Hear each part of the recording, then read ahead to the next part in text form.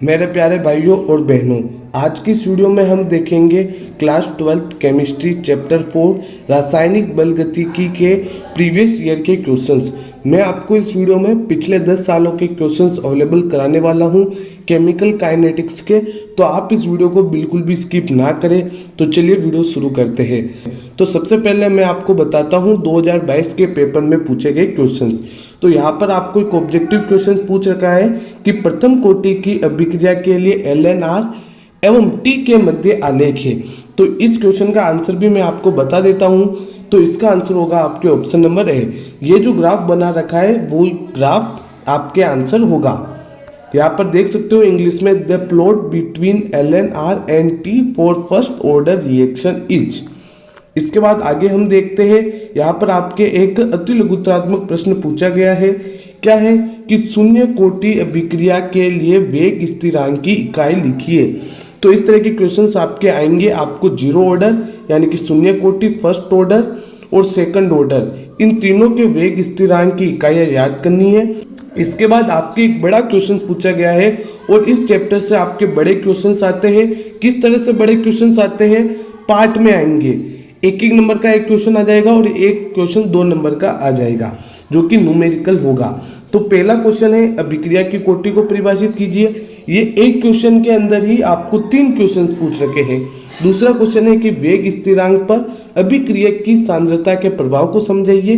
तीसरा क्वेश्चन है वो एक न्यूमेरिकल है। और अगर आपको इस चैप्टर से डर लगता है तो आपको कोई भी टेंशन नहीं लेनी है। मैं जल्द ही आपके लिए इस चैप्टर के जो न्यूमेरिकल्स है उनके ऊपर वीडियो लेकर आऊँगा। मैं आपको अच्छे न्यूमेरिकल्स कराऊंगा और जो आपके एग्जाम में पूछे जाते हैं।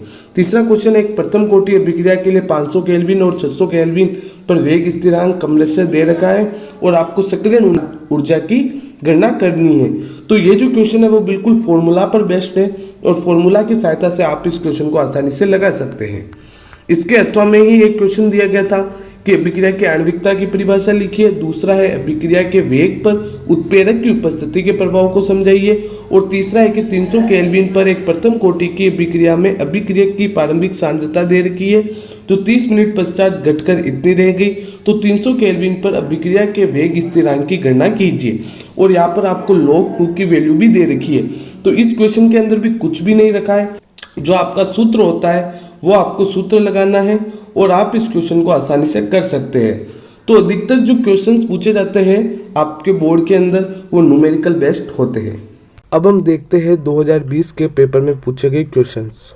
तो क्वेश्चन नंबर 28 है वो आपके रासायनिक बलगतिकी का क्वेश्चन है। इसके अंदर आपको 3 क्वेश्चन पूछ रहे हैं। पहला क्वेश्चन है कि किसी रासायनिक अभिक्रिया के लिए अर्धआयु की परिभाषा लिखिए।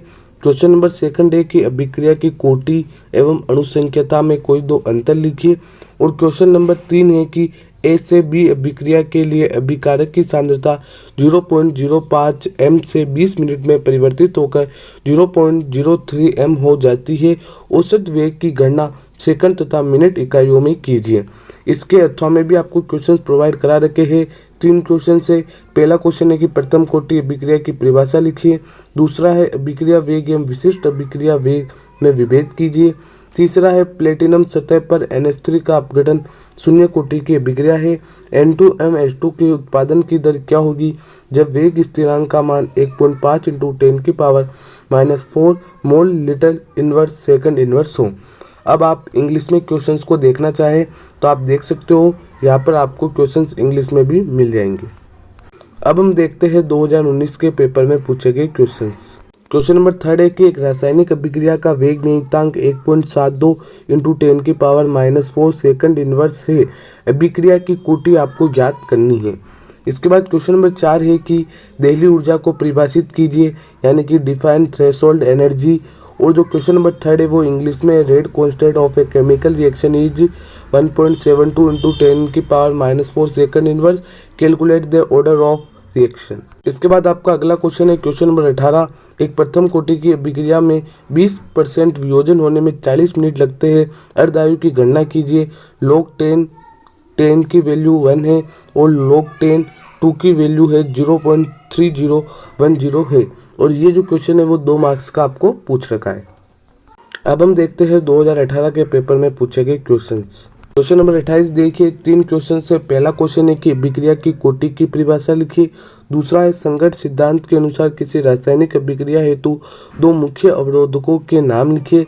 तीसरा क्वेश्चन है कि दर्शाइए कि प्रथम कोटि अभिक्रिया के 99.9% पूर्ण होने में लगा समय अर्धायु का 10 गुना होता है। log 10 की जो वैल्यू है वो 1 दे रखी है। अथवा में आपको क्वेश्चन दे रखा है कि अभिक्रिया की अणुसंख्यता की परिभाषा लिखिए।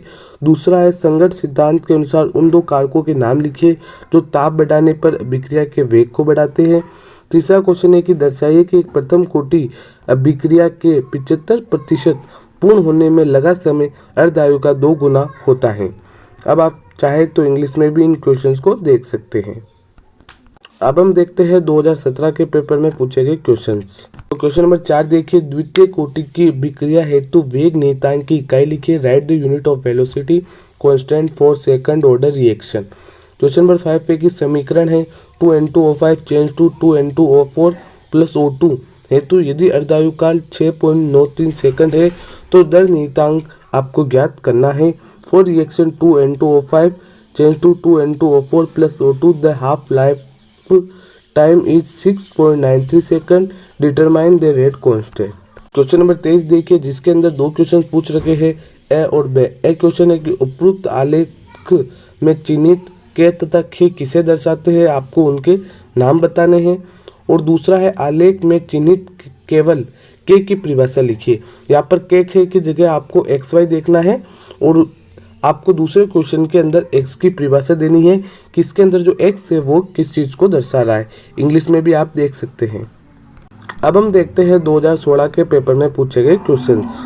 क्वेश्चन नंबर 28 है, जिसके अंदर 3 क्वेश्चन है। पहला क्वेश्चन है कि अभिक्रिया के वेग को प्रभावित करने वाले कारक कौन कौन से हैं, वेग नियम की परिभाषा लिखिए। दूसरा, शून्य कोटि अभिक्रिया के लिए वेग स्थिरांक का सूत्र व्युत्पन्न कीजिए। तीसरा है सक्रियण ऊर्जा पर उत्प्रेरक के प्रभाव को दर्शाने वाला आरेख बनाइए। 18वें क्वेश्चन है 3 है। पहला है छद्म प्रथम कोटि की अभिक्रिया किसे कहते हैं, इक्षु चक्रा का प्रतिलोमन किस प्रकार की अभिक्रिया है, आपको रासायनिक समीकरण लिखना है। दूसरा है प्रथम कोटि की एक अभिक्रिया का वेग स्थिरांक आपको दे रखा है तो इसकी सहायता से आपको अभिक्रिया की अर्धायु ज्ञात करनी है। और इस चैप्टर से न्यूमेरिकल एक एग्जाम में फिक्स 2 मार्क्स का आता है, तो आपको न्यूमेरिकल इस चैप्टर्स के नहीं आते हैं तो कोई टेंशन नहीं लेनी है। मैं जल्दी ही इस चैप्टर के न्यूमेरिकल के ऊपर भी वीडियो लेकर आ जाऊँगा अगर आप कमेंट करते हो। तीसरा क्वेश्चन है कि आर्हेनियस समीकरण के आधार पर ln के एवं 1/t के मध्य आपको आलेख बनाना है। और इंग्लिश में चाहे तो आप इन क्वेश्चंस को यहाँ पर देख सकते हैं। अब हम देख लेते हैं 2015 के पेपर में पूछे गए क्वेश्चंस। क्वेश्चन नंबर 10 है कि किसी अभिक्रिया के लिए वेग स्थिरांक की इकाई सेकंड इनवर्स है तो अभिक्रिया की कोटि क्या होगी। For a reaction the unit of rest constant is second inverse, what will be the order of reaction.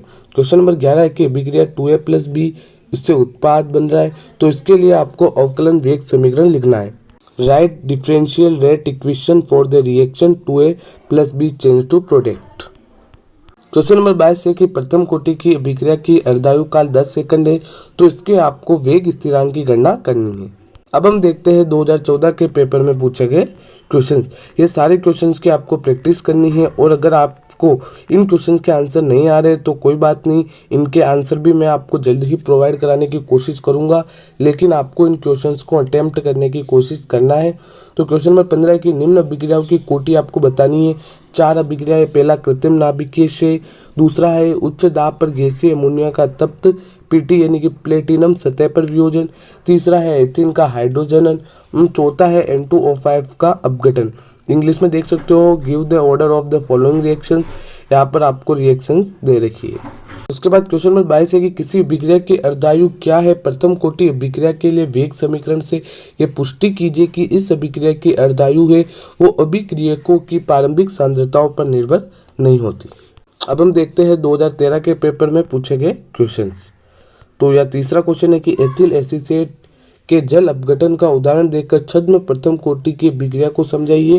यानी कि आपको एथिल एसीटेट के जल अपघटन का उदाहरण देना है और प्रथम कोटि की अभिक्रिया यानी कि छद्म प्रथम कोटि की अभिक्रिया को आपको समझाना है। क्वेश्चन नंबर 4 है कि शून्य कोटि एवं प्रथम कोटि की अभिक्रियाओं के लिए आपको वेग स्थिरांक की इकाइयाँ लिखनी है और ये मोस्ट इंपोर्टेंट क्वेश्चन है। और अब आप भी देख रहे होंगे कि इतने सारे पेपर्स देखे जिनके अंदर इस तरह का क्वेश्चन आ रहा है कि शून्य कोटि, प्रथम कोटि और द्वितीय कोटि की अभिक्रियाओं के लिए वेग स्थिरांक की इकाइयाँ आपको बतानी होती है।